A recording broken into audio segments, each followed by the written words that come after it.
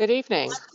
Welcome to the Airborne and Special Operations Museum Foundation virtual Distinguished Speaker Series. Tonight, we're very excited to welcome best-selling author James Patterson and Task Force Ranger veteran and retired First Sergeant Matt Eversmann to discuss their new book, Walk in My Combat Boots. The museum curator, Jimmie Hallis, will moderate tonight's discussion. We've reserved the last 15 minutes of this session for you to ask questions. Please use the chat box on your screen for that purpose. Our session will conclude at 8 p.m. Many thanks to everyone involved in making this event happen. And now I will turn it over to Jimmie Hallis. Good evening, everyone, and welcome to the U.S. Army Airborne and Special Operations Museum's Distinguished Speaker Series and online book discussion. My name is Jimmie Hallis. I'm the curator here at the museum. I'll be leading the discussion tonight with First Sergeant Eversmann and Mr. Patterson. I'd like to thank everyone for signing up and attending tonight. So tonight we have world-renowned author Mr. James Patterson, who I'm sure many in our audience have read at least one of his books, and First Sergeant Matt Eversmann, U.S. Army retired. Sergeant Eversmann was part of Task Force Ranger during Operation Gothic Serpent in Somalia. These two gentlemen recently wrote and released the book, Walk in My Combat Boots. The book highlights our servicemen and women from all the branches of the U.S. military, and it focuses on their individual experiences in both Operation Iraqi Freedom and Operation Enduring Freedom in Afghanistan. Thank you both for having time here tonight with us, and pleasure to have you. Thanks, Jimmy. My actual phone in my actual office. So exciting or what? Don't ask why, but this is the way we have to do it tonight. So We're having a little technical difficulties, but we're going to get through it. Awesome. Great, sir. So I don't want to give too much of the book away. I wanted to say it was just wonderful. I think it gives the reader great insights in the highs and lows of each person that's readying for combat, during combat, and even after they return home. And I have to say, every experience that I read moved me in one way or the other. It was just touching in all aspects.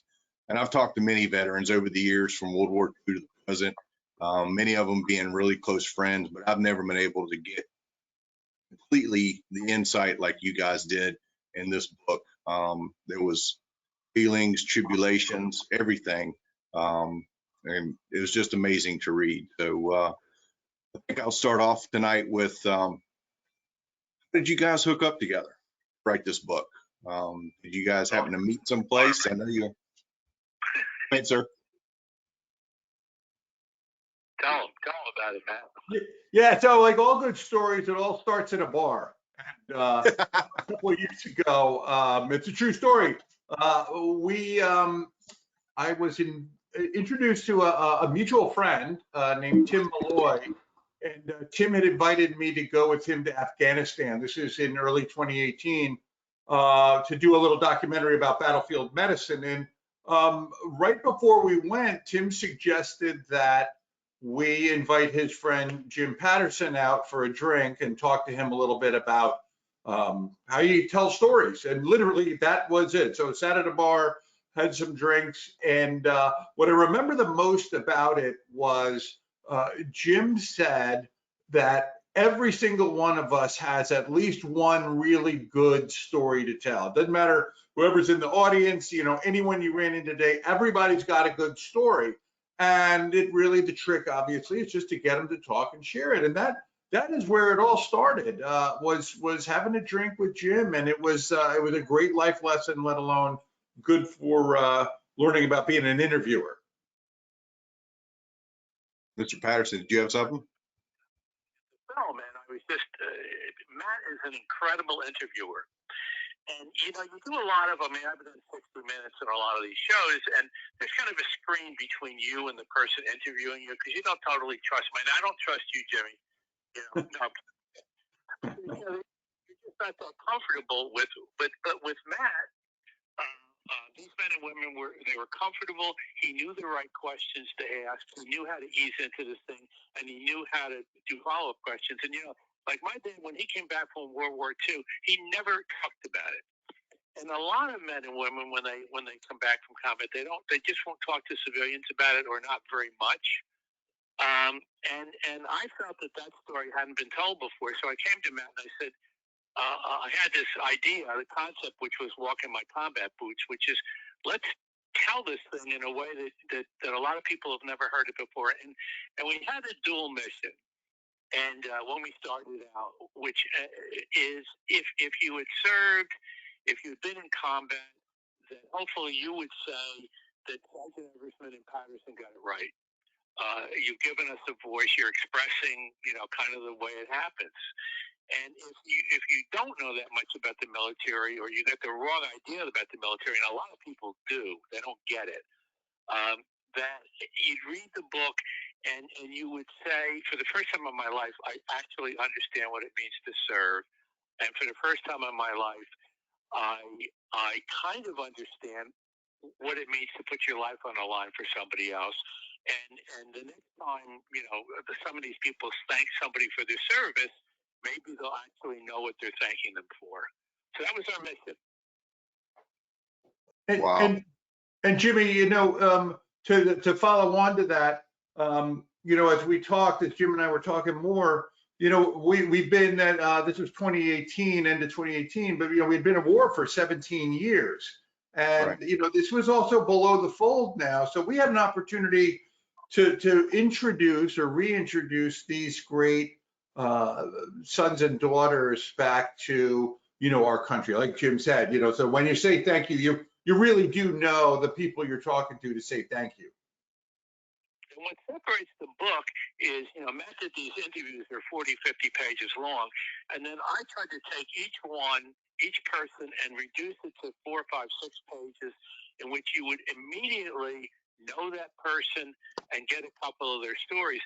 And just the way these people express themselves, I could never do it. I mean, they're so good. Just little paragraphs. There's a Marine corporal, and he says, I can hear the birds chirping. The sky is so blue, and the sun feels great. It's so weird and perverse having these thoughts, because the exact opposite is happening to me. I'm in a helicopter. I wind up flatlining for 2 minutes. I'm not a religious person. I don't experience the great white light, but I do feel absolute peace, like I'm one with the universe. It's beautiful and terrifying at the same time. And there's just like 2 paragraphs, man, and you're getting what it was like for this man to believe that he was about to die.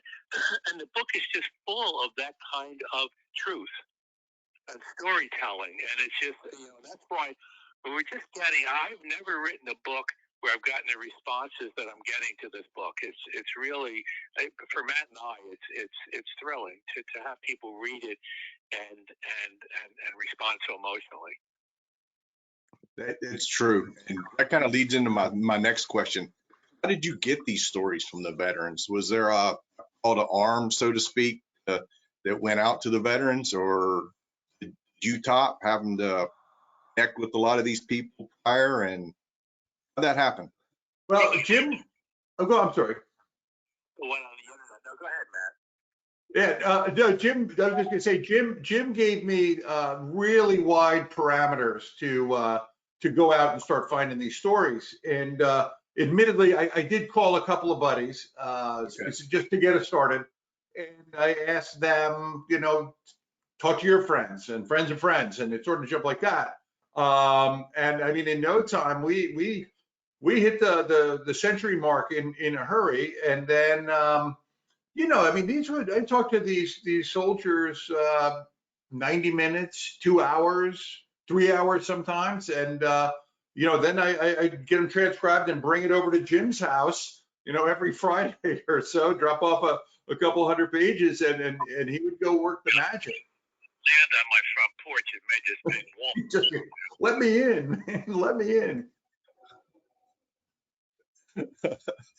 Oh, yeah, they were great. So also in the book is the first sections of basically 4 parts: a call to duty, in training, and country, on the home front. How did you decide what part of each veteran's story you include in those sections? Well, part of it was the way the interviews went. They covered from why did you go in, what was basic like, what happened to you in the field, and what's happened since then, if you're back or not. So it covers everything.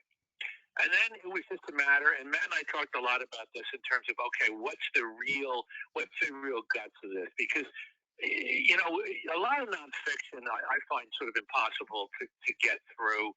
They're just telling you more than you want to know, blah, blah, blah, blah, blah, blah, blah.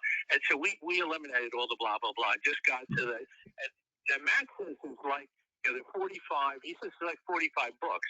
Every one of these 4, 5, 6 pages, you get to know that person very quickly, and then you get a couple of stories, and the stories are amazing. I mean, things like there was a reservist who went in, and he was a dentist, and when they captured Saddam Hussein, they brought him in because Hussein was having teeth problems. He had bigger problems than that, but he was having tooth problems, and so he spent days with this dentist did. And so that was, and Hussein told him, he said, I just made up this idea of the weapons of mass destruction. So you have stories like that. You have just the stories that really get people to understand what the camaraderie is like. You have helicopters coming in and a description of like a woman pilot, and she's got like 90 seconds to get on the ground, pick up a couple of wounded soldiers, and get the hell out of there. And then getting out of there, and there'll be a nurse talking about some guy that just lost his hand, and all he's saying is, I got to get back to my people. I got to get back on the ground. So, et cetera, et cetera, et cetera, and on and on and on. In terms of these stories, it's just amazing. And once again, it's not Matt. Was great in terms of interviewing them and getting them to talk. And then it was just a thing of let's really do this in a way that people are just going to not be able to stop turning the pages.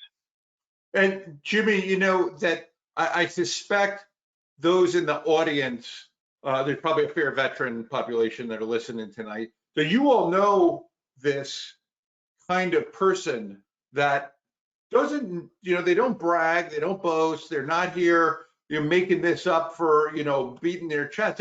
They're just talking very, very earnestly about, this happened, this was an experience. And I think it's all the rest of the country that have never, even post 9/11, have never met a soldier. They don't know, let alone what it's like overseas, but what it's like to be in this club. And you get to hear it and learn it in 5 or 6 pages, which I think is just remarkable. Because man, you could spend 5 pages talking about the last jump you did, or the drive from Kuwait up to Baghdad. It's magnificent. If you haven't read it, that's all I can say.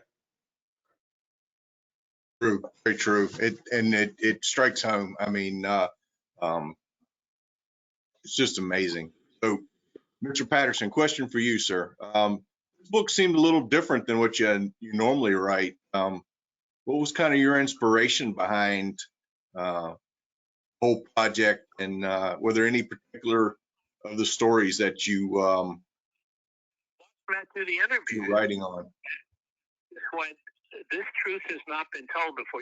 Similarly, this guy that put us together, Tim Malloy, is one of my best friends down here, and we were talking in a bar. This is years earlier, and he was telling me a story, and I said, this story has not really been told, and so we did Filthy Rich together, which was it was on Netflix. This is the whole thing about Jeffrey Epstein and all the girls that he. Whatever, but I just heard the story and I went, this has to be a book. And similarly with Walking My Combat Boots with Matt, I just went, this story is not out there. People don't get it. I mean, you have various things now trying to get people to understand stuff, like Black Lives Matter. Okay, fine. We're not getting it. Me Too. Okay, we need to get more. So similarly, like 10% of this country is veterans, and a lot of people don't understand. They don't get it. and it needs to be understood. We're sending books to everybody in Congress because they got to understand, man. They're making decisions. They're making decisions about the VA hospitals. They got to understand what they're dealing with. And this country, in Matt and I's opinion, people need to take responsibility for our vets when they come home. We got to take responsibility. That's BS, man. I mean, you just can't, oh, you're home now. Good luck. No. Yeah, That's true. They provide us freedoms that there's places in the world that can't even come close to what we have here. So you're right, sir. Thank you. So, Pop, I have a question for you. First, I'd like to thank you for your service. Appreciate that. Was the idea for the book something you've had brewing in your mind? I mean, throughout your years of service, I'm sure you've talked to many service members about their experiences on the battlefield. Yeah, and I wish I could say that I was that creative and that good a thinker to think like, hey, we should do this. But the truth of the story, this really was Jim Patterson's idea, 100%. I must say, I was, immediately intrigued. Like, wow, I mean, you got the best-selling author in the world that's really interested in getting into nonfiction, and specifically wants to talk about this institution that I do know very well. So, kind of music to my ears. But once he said, "What do you think?" It's like, yeah, you nod your head and say, Roger that, and off you go. I mean, it's not a hard one to say yes to. It was a great collaboration. Any ideas for doing something down the road together again, maybe? I'd pass that over to Jim. Yeah, we're already doing something. We're doing something on nurses. Not going to be nurses. We may come back to combat again. We may go to cops, another misunderstood group. It's a funny thing. I don't like to get political. I hate it when actors and singers and writers get up there on a soapbox. But it does strike me. It's just so you don't hear anybody from Congress saying, we need to start taking money away from the Capitol Police. After what happened there, all of a sudden they're like, oh yeah, no, we're not going to fund the Capitol Police. So people just need to think things through a little better, and they need to understand. But one of the ironies here is, we've been all over Fox and Newsmax. But I tell you, this is not a political story. I mean, what we're doing here, Welcome to Comic Book, is not a political book. This is just truth for everybody, and no interest from some of the other, which is like crazy. What? Why don't you want to hear this? You need to hear it, folks. All over the country, not just Fox, which has done a great job for us, which is nice. One of my personal selections in the book was Colonel Gomez. Did you guys ever get a chance to interview with him? I know you were talking about you were submitting, writing in their experiences. How did you find him? We went drinking, actually. It's another good bar story. But our friend Tim Malloy knew Larry from I don't know, something previously, and Larry was a Vietnam veteran, Right. that continued his service. And again, when we started and Jim and I were kicking it around, we kind of thought that 9/11 might be a good benchmark, a good center point, like where were you before or during or after, and how that related to your service. But Larry, once we got a bunch of those, Jim's like, hey, it wouldn't be such a bad thing to get some prior, some pre 9/11 stories. And Larry was introduced to us, and as you read, his story again is one of those that it could stand by itself, from his time in Vietnam, firefights in Vietnam, to being the head of the mortuary affairs, to his recovery of the prisoners of war. I mean, how many people do you know that took a cab to, the KGB headquarters? Like, it's crazy. You couldn't make it up. No, it was totally phenomenal. Sir? Tell the door gunner story, Matt. That's one of our favorites. Yeah. Jim, we get asked this, and we've been asked this, and what's your favorite story? And it's hard to just pick one because I think they're all good. And I know Jim's audio is a little wacky right at the moment, but he would say, and he said it before, they're all really good. But one that jumped out at me is a young female Marine named Lisa Bodenberg. And Lisa was a post 9/11, decided, compelled to join, went right down and said, I want the hardest thing I can possibly do. And this was before the infantry was open. And basically they said, well, you could go be a door gunner on a Huey. The Marines use Hueys. And so she's going to be a crew chief, do all the maintenance. She's going to be a door gunner, and provide security. And they put the caveat that she had to basically be the honor graduate of every class that she would have to attend. And I think there's like 6 or 7 of them, to include basic training all the way through. And doggone, she did it. And I tell you, what is amazing about that is she's so earnest about it. There's no pity party. There's no whining. It's just, one foot in front of the other. And I tell my daughter, who's going to play volleyball in college next year, who knows this, you want to be inspired and motivated, read about Lisa Bodenberg, because she will get you, swinging for the grandstands every step of the way. I mean, it's just an amazing. And again, you do this in 7 pages. It's the greatest thing. You have anything, Mr. Patterson, on that?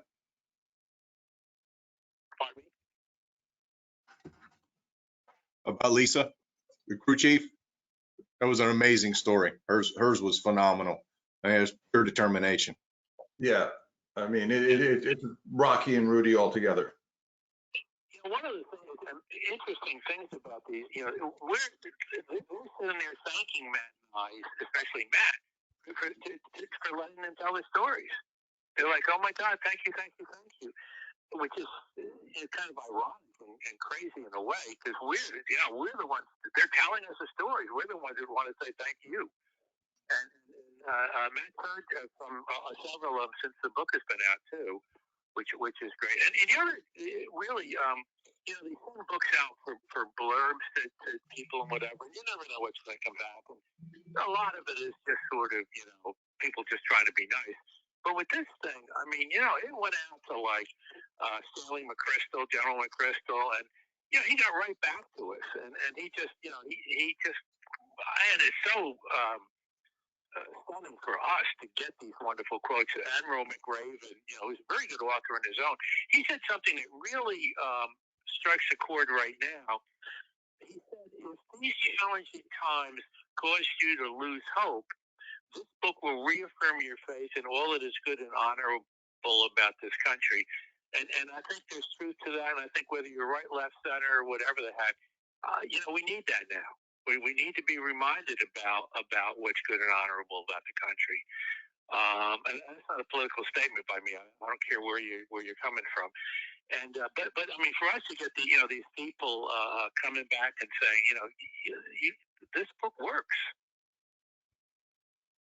Yeah, as Jim said, it really, really does. And we were on, one of the first interviews we did, Admiral McRaven was the moderator, and it was not only just clearly what a treat for us to be on with him, but to listen to him kind of slip back a little bit into his military mode and talking again about just knowing these soldiers and sailors and airmen and Marines, which you kind of get the theme that keeps coming back. How often now we really do get to know these men and women so quickly. And a 4-star admiral, he recognizes it too, which I thought was really pretty cool.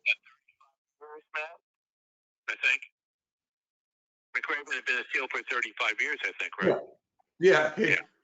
Knows a thing or two. I mean, it was incredible, and he couldn't have been more generous. And as Jim said, it captures you. You jump in, you start reading, and you just go 5 pages at a time, and you're sucked in. It's again, Jim, like remarkable. Men and women readers, which is really interesting. at the publishers, we had the lawyer had to look, to make so we would get releases from everybody. And she read like half the book, and she said, I had no interest in soldiers at all. And she said, I read this half of this book. She said it was riveting, and she said she cried 3 times in the first half of the book. And that, it just has, it's a stunning effect of it. As I said in the beginning, you always want the books to be terrific, and you never know if it's going to work. You just never know until all of a sudden you're going like, you know what, this is working pretty well. It choked me up a couple times, and I've read some harrowing accounts over the years, but it's just right words in the right places, and you guys captured all that from all these people. It's just totally amazing. You guys talk about the final section of the book, Coda, Memorial Day, and kind of how it relates to the first 4 sections of the book. Matt, you want to? Well, you go ahead, Jim. Well, as I said, the interviews went from why'd you go into what's happened since you've been out, and that we had to make choices, and for a lot of people now, what's happened since you've been out is really vital. And as I said, 9-10% of the country are vets. This is hopefully a lot of them. Families are going to read stuff and go like, I understand what my father, mother, brother, whatever they had, what they went through. I understand it better now. Even if that person never really told the stories around the fireplace at home, and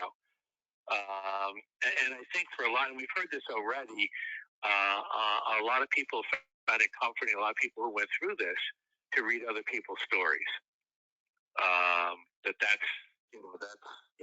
This is good. It's a good step.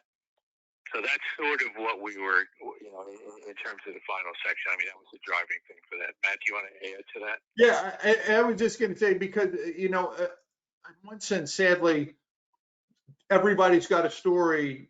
Every one of these men and women has a story about the reality of combat. That one of their teammates or one of their Ranger buddies, is killed or died on the battlefield. Made the ultimate sacrifice.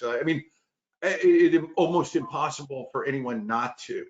And so I thought it was really clearly very fitting. And again, the reminder at it all that it is the reality of combat, that really good men and women will die on the battlefield, doing everything right, doing everything absolutely right. Your museum is filled with stories of this, but I think that there are, it's clearly the right part of the book to do it. And I think it's also a strong way to remind, again, in this introduction to the rest of the world, this is what our men and women are facing with, and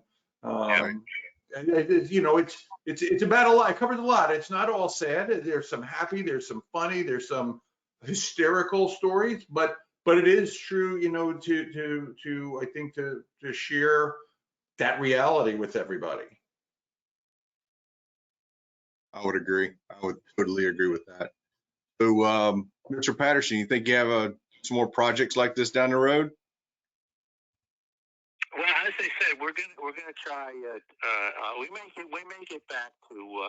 It's interesting for me in that Matt has been there. Obviously, Mogadishu, the terrible. Once again, just in terms of in memoriam, because a lot of brave men died during that battle. But for me, my understanding, I was not in. I was right at the end of Vietnam. I was coming out of college, and it was I think it was the first year of the lottery, and I wound up getting a big number. And at that point, I didn't see any particular, so I didn't. But I have learned so much about the military, what it means, the camaraderie, the sense of purpose, duty, and It's been very. What I will never understand is what you all, in terms of what it really means to get shot at, to have to shoot at somebody, to have somebody die in your arms. I will not understand those things. I mean, I can read about them and I understand a bit, but I don't really understand. I don't understand the way you guys understand. Yeah, it's true. But I think you guys have done a great job with putting that in there. It's phenomenal. So what about you, Top? Do you have any future plans for down the road, maybe after this one settles out? You know, I've spent a good bit of my free time kind of working in the veterans transition world, Right. you know, when I can, and you know, COVID put a little bit of damper on that. But listen, I always have my my go bag ready when General Patterson, you know, has an idea. It's not hard to jump up and run on that one. So we'll see.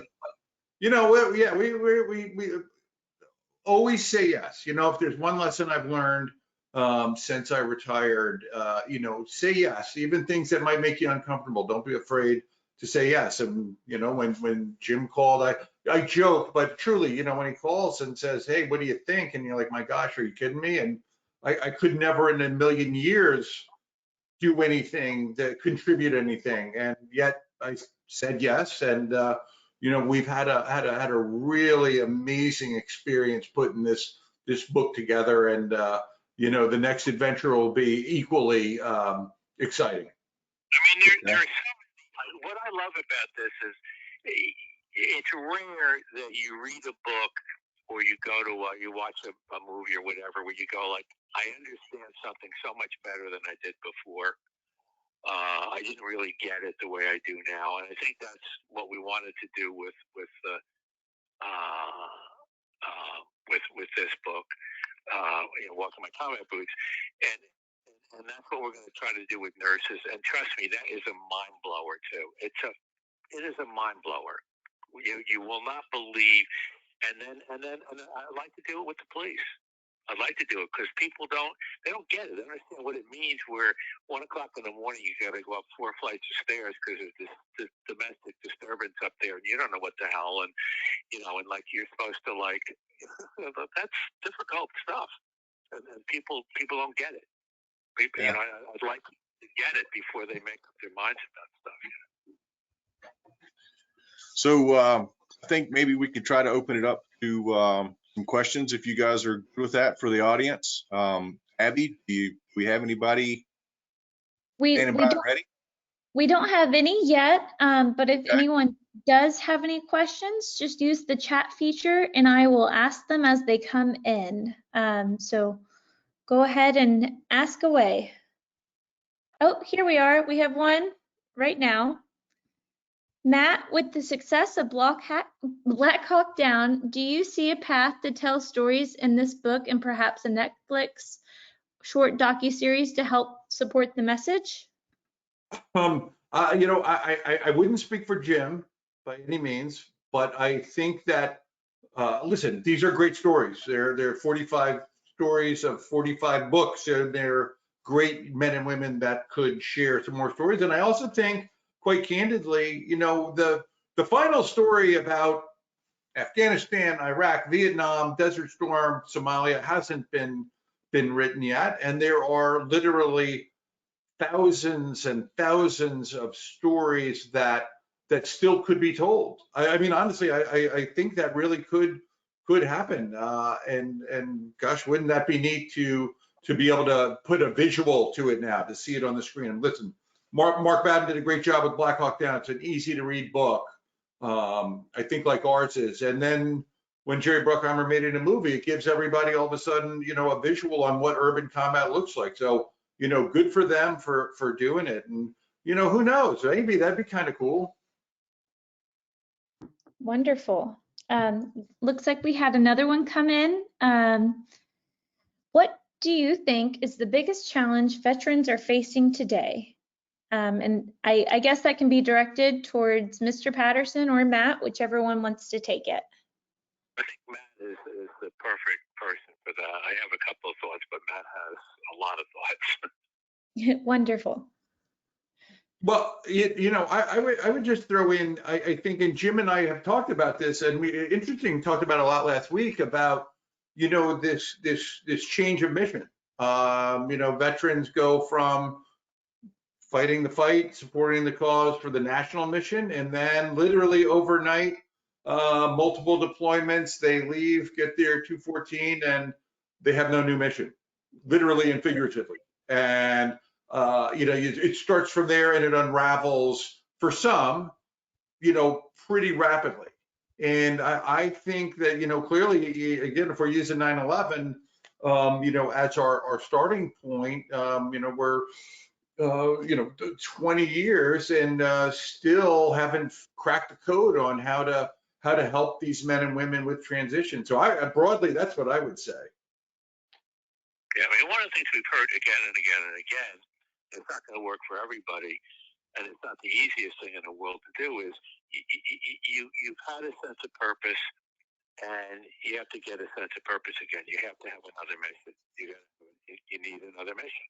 And that mission could be raising your family, could be a lot of things. But it's tough to fill that because you do have a sense of purpose, and most people do in the military. And then they came out, I got to get another one.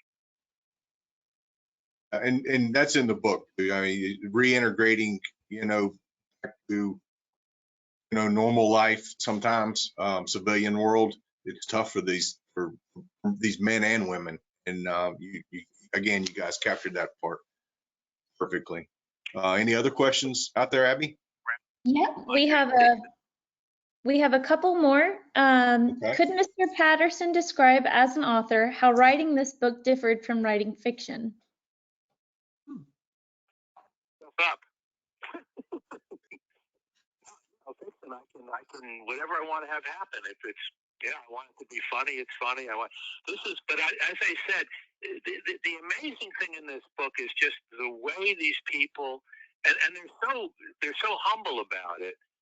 But you just take these little paragraphs. These are Jody Pritchard, Air Force flight nurse. There's just she's now a major, and this are like 2 paragraphs, and it's just so eloquent. She said, I have a full sleeve tattoo dedicated to the patients I've lost over the years. It's a reminder of what I've seen. It's also a reminder for me to remember that it's okay to feel the way I do, which is really important, really important. She says, I wouldn't trade my life for anything in the world. I love wearing the uniform. And it's just stunning, and there's just so much stunning stuff in here. There's so much truth. That's what I love about this book. I love this book. I just I've said it a few times. It's the most important book I've ever done. Maybe it's the only important book I've ever done. Alice Cross is Alice Cross, and I'm glad I created him, and the Women's Murder Club, and I'm glad I did that, and I'm glad I told Jeffrey Epstein and helped bring him down a little bit. If it helped, I think it helped to bring him down. But this book, if we can get people, an awful lot more people really understanding what the military experience is, that's a big thing. Great, thank you. We have a couple more. What is the best way to make a meaningful impact for our veterans? Meaning, what can one individual do to be helpful? Jim, can I jump in? I would say right off the bat, anything that you do locally will be helpful.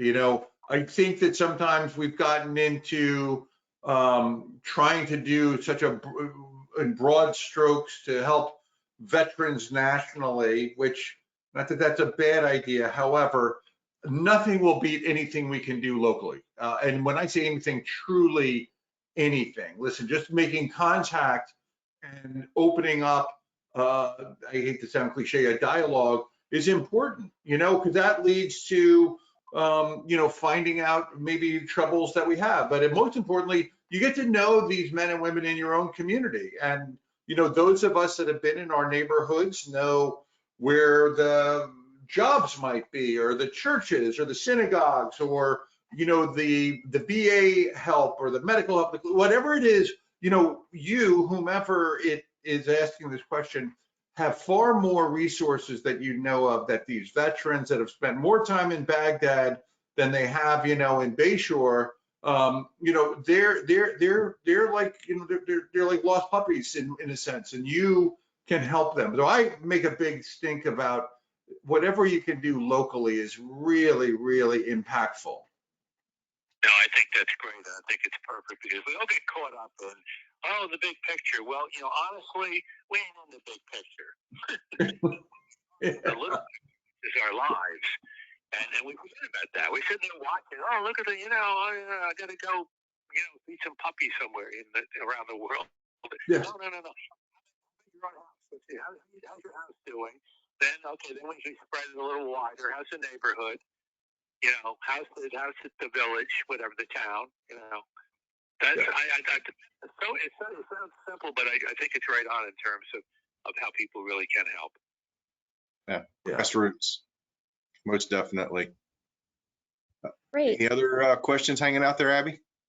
Yeah, there's actually a few coming in. So this is for both. For a few more. Which story in the book sticks with you the most and why? And this is for both Mr. Patterson and Matt. Mr. Patterson? There's just so many stories. I don't think one of the things that we've heard again and again and again is people remember these stories when they read them. You'll remember them. They make an impression. There are twins in here, the Jody twins, Rangers, went in and did some serious stuff in battle, and exciting stuff. But it's own little movie in a way, because they were separated. They were in different units and whatever, and the one would, you know, finish a very tough night, and all he's thinking about is, my twin okay? My twin okay? How do I contact my twin to make sure my twin is okay? I mean, that's a fascinating story. And both of them came home, and they've done really, really well, which is that's a great great conclusion to their story. Yeah. You know, I already told you mine about Lisa, but there's another story I would just share quickly if I could. That a gentleman named, you know, Mario Castagliola, which I butchered last time, but Mario was a battalion commander in the National Guard in New York State on Staten Island on 9/11. And you read his story about his response personally and then professionally, of mustering his troops and literally screaming across the Verrazano Narrow Bridge into a smoldering Manhattan, which, you know, in one sense we've all heard, you know, those of us, you know, that are got a day or two on this planet have heard so much about 9/11, but you've never heard it from this vantage point, and it will bring tears to your eyes, chills to your arms. It's amazing. And then, of course, Mario will wind up, you know, leading troops, you know, over in Iraq later on. But an amazing story. You know, again, in itself, it almost sounds made up, but it's not. It's so impactful, amazing. I was cheering him on when he hung the phone up. I thought that was one of the good parts of his story. Yeah, you know that, Jimmy. It's amazing. Just a cool story. One that comes here and you go, this is one of the best I've heard. It's like, you know, that's you know, kind of stunning. This long after 9/11, and you know, here's this, you know, amazing story. And we're not going to give it away to everybody. So if you haven't got the book, you got to go get it and read it. And about the hanging up the phone. That's awesome. Okay, next question. How long did it take to write this book, beginning to end? It took us about a year, right, man? Yeah, I was going to tell you, I think about a year, start to finish. Okay. Oh, great. Okay. On to the next one. Matt, as a former Ranger, I understand much about the motivation guys like you have to conduct the mission. But as you interviewed other servicemen and women, were you surprised about what motivated them to serve and to excel? Great question for a bunch of reasons. The short answer, honestly, is no. I wasn't. And the reason I wasn't is, I started out my career in the conventional forces and I ended in the conventional forces, so I kind of had bookends. But I also wanted to make sure that, I wasn't just calling up all my old buddies and we were doing, Black Hawk Down, 2.0 in this. And, I was amazed is probably sounded a little too strong, but pretty close to amazed at how much I learned that I thought I already knew about soldiers, sailors, airmen, and Marine, and I realized I didn't. And I didn't realize, part of the big combined armed fight and everything, but I would listen to these stories like somebody had never been in the military before would read them, and they are amazing. And where I'm drilling into is that, this idea we talk about service, whether you're in the special operations or in aviation or logistics or, an MP, it doesn't matter. The good soldiers and sailors and airmen and Marines, they've got the same DNA. They really do. And it jumps out here.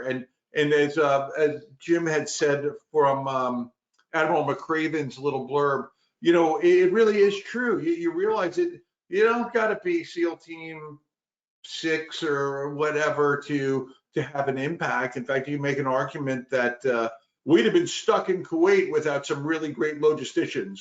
We'd have been really, really, stuck literally in the dirt without our tankers. We would have been, completely screwed to the pole without, the Sixth Fleet. I mean, it's amazing. So long story. I apologize for yapping too much, but I loved these stories, and man, it's what you think about the military. It's the great things you think about the military. Awesome. And that's a great point because, for every guy downrange, it's what, 12 to 15 people back behind the line that's keeping that one person, that one airman, that one sailor, that whomever in the fight. Yeah. It looks like we have one more question. Have you heard from the families of the service people that are in your book? Yes. Good question. Yes, we have. In fact, from the stories that we got, the book came out last Monday, so slowly coming in. But I've heard from several, a half dozen or so, and it has been very, very well received. In fact, one of our civilian journalists, Lynn O'Donnell, is in the UK, and Jim, I didn't tell you this one yet, but she wrote me. And she just couldn't, she was so happy to hear that the book had come out and she'd ordered it off Amazon. However, she can't get it till April. So I said I could probably mail her one that might get to the UK before that. But again, she wrote to say thank you for including her. And if you remember that story, Jimmy, she was one of the first reporters that was, crossed into doggone, Afghanistan. She was there when Johnny Spann was killed. I mean, she's a trooper. So yeah, we've heard some really great things from the soldiers and sailors that we interview. We have. Mr. Patterson, do you have anything to add, sir? Yeah, this is good. It was an honor. Yeah, Jimmy, you did good too. It's hard being a moderator. Mostly I get questions. I've been a moderator a couple of times, and that's a hard one. Because the real thing with the moderator, when they're really good, is they stay out of the way. Except with somebody, who was great, like Johnny Carson. I remember, he was the best because he would stay out of the way. Except when somebody was in trouble, he'd jump in and take over. And but that was good. Thank you, Jimmy. That was terrific. Okay, so Abby, are we at our mark tonight? We do have one more question. Will you ever publish the uncut versions? And that's our final question of the evening. It'd be like Wow. 5 pages, but I don't. Let's say maybe. We let some of them. You know, I'm sure they'll do some paperback version. We'll probably put a few more in there, and you know. But we've gotten the guts of the stories. I think. I'd agree. Hopefully, maybe you can add some more onto it. So I think that's probably our last question tonight. I'd like to thank both of you once again for taking the time out to spend with us tonight. I just wanted to say I truly enjoyed talking to you and learning more about the book, Walking My Combat Boots. Pop, I wish you luck on catching some big waves out there. Yeah, that'll come down here for a good laugh when you see that. But thank you. I appreciate it. Everyone out there who logged in tonight, thank you very much for attending and all the questions posed. They were excellent. Again, if you haven't had a chance to get a copy of the book, Walking My Combat Boots, go out, order one tonight, even if you got to wait till April. I promise you won't be able to put it down. You're going to get insight into some of the things that you may not even have a comprehension of what these men and women do on a daily basis, thousands of miles away from home. So thanks again to everyone. On behalf of the ASOM staff, please stay safe and healthy. God bless and good night. Thanks, Jimmy. We'll see you. Yes, sir. Thank you. Take care. Thank you. Have a good one. Just to let everybody know, the book is available at the ASOM gift shop. You can go online and order it tonight, and we can have one in the mail to you tomorrow. Go to shop.asomf.org. Thanks, everyone, and good night. Great.